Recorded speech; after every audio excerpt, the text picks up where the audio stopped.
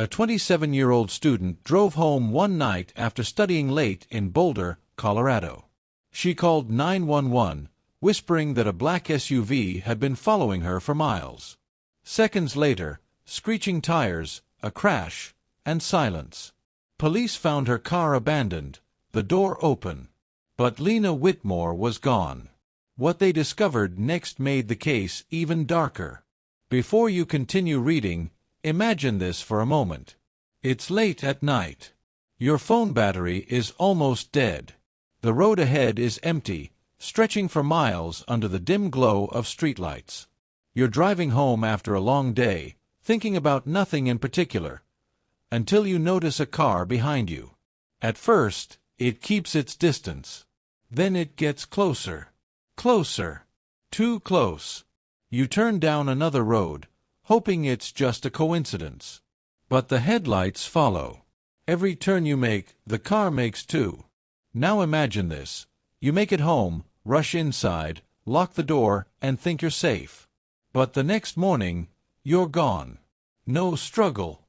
No signs of forced entry. Your phone is still charging on the kitchen counter. Your car is parked in the driveway. Your wallet is sitting on the table. It's as if you simply vanished. This is the chilling mystery behind the disappearance of a 27-year-old graduate student from a case filled with strange sightings, disturbing clues, and one terrifying discovery that investigators still can't explain. Read carefully, because every detail matters. It was the evening of October 12th when Lena Whitmore left the quiet campus of the University of Colorado Boulder. Classes had ended hours earlier, and most of the students were already gone. The fall air in Boulder, Colorado, carried that sharp chill that made the streets feel emptier than usual. Lena texted her roommate at 9:18 p.m. "Leaving the library now. Be home in 15. It was an ordinary message. Nothing unusual. Nothing alarming. Security cameras later showed Lena walking across the dimly lit parking lot toward her gray sedan. She looked tired, her backpack slung over one shoulder, phone in her hand. Then something strange happened. In the footage, Lena suddenly stopped walking. She turned her head. Behind her, just beyond the reach of the parking lot lights, someone was standing near a row of trees. The camera quality was poor. Detectives could only make out a tall figure wearing dark clothing. For several seconds, Lena stared. Then she quickly unlocked her car and got inside. Investigators believe that was the moment she realized something was wrong.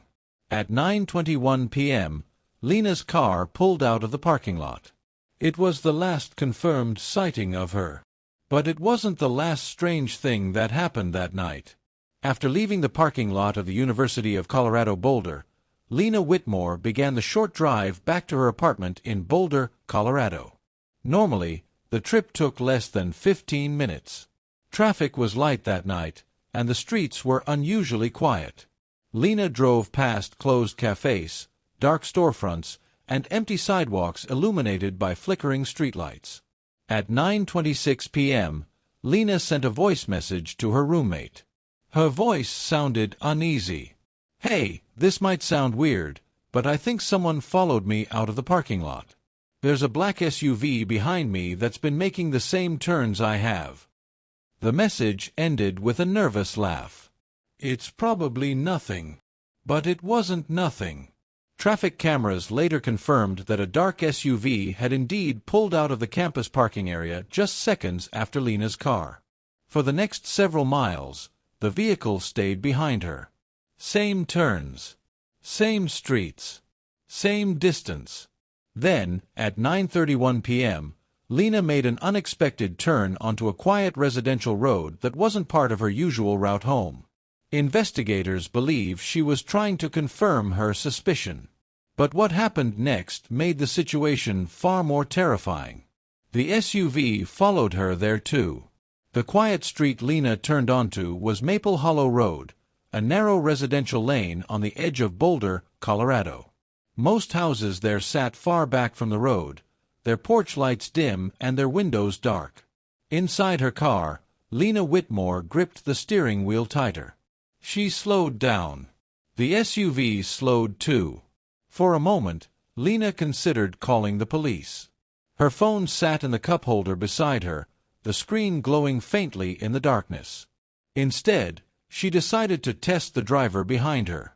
At the next intersection, she made a sharp right turn. The SUV followed. Her breathing grew heavier. Another turn. Still there. By 9:34 p.m., Lena pulled over near a small park entrance, hoping the vehicle would simply pass. But it didn't. Instead, the black SUV stopped about 20 feet behind her. The headlights remained on. Bright. Blinding. For nearly 30 seconds, neither car moved. Then something even stranger happened. The driver's door of the SUV slowly opened. A tall figure stepped out. Security cameras from a nearby house would later capture the moment. The person began walking toward Lena's car. And that was when Lena made a desperate decision. As the tall figure began walking toward her car, Lena Whitmore felt a surge of panic. The headlights from the black SUV flooded her mirrors, making it impossible to clearly see the person approaching. But she could see enough. A silhouette.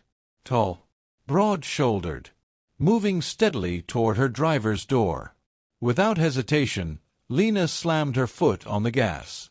Her tires screeched against the pavement as her car shot forward down Maple Hollow Road on the outskirts of Boulder, Colorado. Behind her, the SUV's headlights swung wildly as the driver rushed back to the vehicle. Within seconds, the chase had begun again. Lena sped through the quiet neighborhood, blowing past stop signs and empty intersections. Her heart pounded as she checked her rearview mirror again and again. The SUV was still there. Closer now. Much closer. At 9:37 p.m., Lena dialed 911. Dispatch records confirmed the call connected. But the conversation was short. Barely 9 seconds.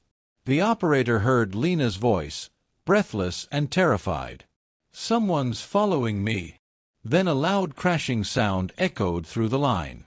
Metal. Glass. And a sudden scream. The call disconnected immediately. When police traced the call location minutes later, they found Lena's car. But Lena was gone. When officers from the Boulder Police Department arrived at the crash site on the edge of Boulder, Colorado, the scene was unsettlingly quiet. The gray sedan belonging to Lena Whitmore sat half off the road, its front bumper crushed against a wooden fence. One headlight flickered weakly, casting an uneven glow across the empty street. The driver's door was wide open. But Lena wasn't there. Inside the car, investigators found her phone on the floor beneath the seat. The 911 call screen was still visible, frozen at 0:09 seconds. Her backpack lay on the passenger seat, books scattered across the dashboard from the impact. What disturbed officers most, however, were the marks on the pavement. 2 sets of tire tracks. One from Lena's car. The other from a larger vehicle, believed to be the black SUV witnesses had reported earlier. Those tracks stopped directly behind her car. Then they turned sharply and disappeared down the road. There were also footprints near the open driver's door. But they didn't belong to Lena. They were larger. And they led away from the car, into a dark patch of trees bordering the road. Police searched the woods that night. They found nothing. By morning, news of Lena Whitmore's disappearance had spread across Boulder, Colorado. Officers from the Boulder Police Department began canvassing homes along Maple Hollow Road, hoping someone had seen or heard something during the night. Most residents reported nothing unusual. Except one. A retired schoolteacher named Harold Simmons lived in a small house that overlooked part of the road where Lena's car had crashed. At first, he didn't think what he saw mattered. But when detectives knocked on his door, he hesitated, then told them what he remembered. Around 9:40 p.m., Harold said he heard the sound of a car crash. Curious, he stepped onto his porch to look. That's when he saw it. A black SUV parked behind the wrecked sedan. At first, he assumed the driver was helping. But then he noticed something disturbing. Two figures were standing near the open car door. One of them appeared to be struggling. The other was holding onto them. Harold said he watched for only a few seconds before stepping back inside to grab his phone. By the time he returned to the porch, the SUV was gone. And the road was empty. 2 days after Lena Whitmore vanished, investigators from the Boulder Police Department discovered something unexpected. A small convenience store located less than a mile from Maple Hollow Road had a security camera facing the street. The store, called Rocky Ridge Market, had recorded traffic passing through the area the night Lena disappeared. Detectives quickly reviewed the footage. At 9:42 p.m., a vehicle sped past the camera. It was a black SUV. But what caught investigators' attention wasn't the vehicle itself. It was the back seat. As the SUV passed under a streetlight, the camera briefly illuminated the interior through the rear window. For just a split second, something moved inside. Detectives slowed the footage frame by frame. There, in the back seat, they could make out the faint outline of a person. A person whose hands appeared to be pressed against the glass. Even more disturbing, the figure seemed to be trying to write something on the fogged window. 3 letters appeared briefly before the vehicle vanished from view. The letters were barely visible, but investigators agreed on what they likely spelled. The discovery from the camera at Rocky Ridge Market pushed investigators from the Boulder Police Department to widen their search beyond Boulder, Colorado. Detectives began reviewing older missing person reports from nearby counties. What they found was deeply disturbing. Within the last 5 years, 3 other young women had disappeared under strangely similar circumstances. Each case involved a woman driving alone at night. Each one reported, or was seen with, a dark SUV nearby shortly before vanishing. And every disappearance happened within a 100-mile radius of Boulder. One of the earlier victims was Rachel Dawson, a 24-year-old waitress who vanished outside Fort Collins in 2021. Another was Megan Alvarez, who disappeared while driving home near Colorado Springs. Both cases had gone cold. But now, detectives noticed something they hadn't before. In each investigation, witnesses had described the same thing. A tall man, dark clothing, driving a black SUV with tinted windows. For the first time, investigators began to suspect something terrifying. Lena Whitmore might not be the victim of a random crime. She might be the latest target of a serial abductor still roaming the highways of Colorado. And if that was true, she might still be alive. 3 weeks after Lena Whitmore disappeared, investigators from the Boulder Police Department received a call that would change the direction of the case. A park ranger working near the outskirts of Roosevelt National Forest, north of Boulder, had reported something suspicious. While patrolling a remote trailhead, he noticed tire tracks leading off a narrow dirt road into a clearing deep within the woods. When he followed them, he found something disturbing. An abandoned campsite. There were signs that someone had been living there recently.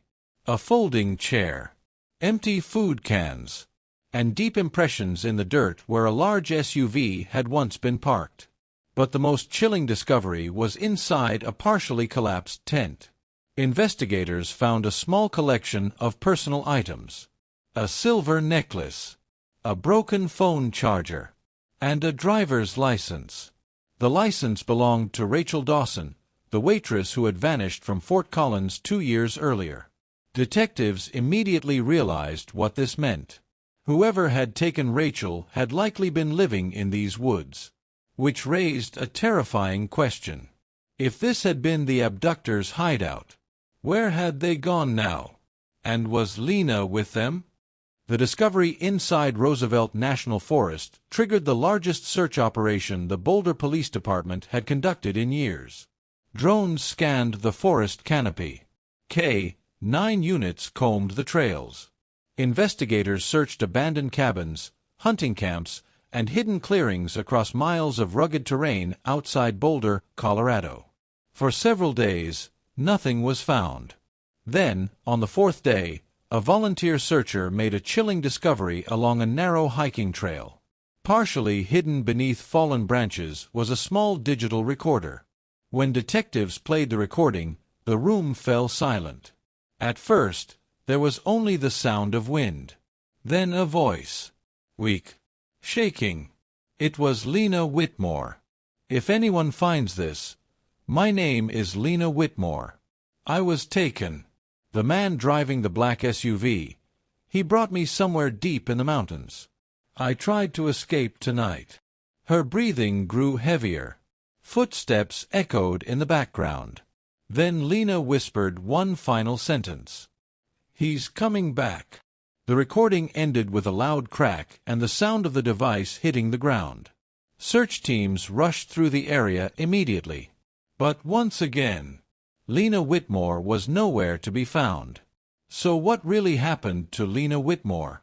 Despite months of searching by the Boulder Police Department, countless volunteer efforts, and national media attention, no confirmed trace of Lena was ever found after the recording discovered near Roosevelt National Forest. The black SUV was never identified. No suspect was arrested. And the tall man witnesses described was never seen again. Even more disturbing, investigators could never determine how many victims were actually connected to the case. The disappearances of Rachel Dawson, Megan Alvarez, and others across Colorado remain unsolved to this day. Some investigators believe the abductor eventually moved to another state, continuing his crimes where no one would connect the pattern. Others believe Lena may have escaped deeper into the wilderness that night, injured and lost in the mountains. But there is one detail that still haunts those who worked the case. The digital recorder that captured Lena's final message was found less than 2 miles from a highway. Close enough for someone to hear a scream. Close enough for someone to escape. Which raises a terrifying question. If Lena was that close to the road, what stopped her from making it out?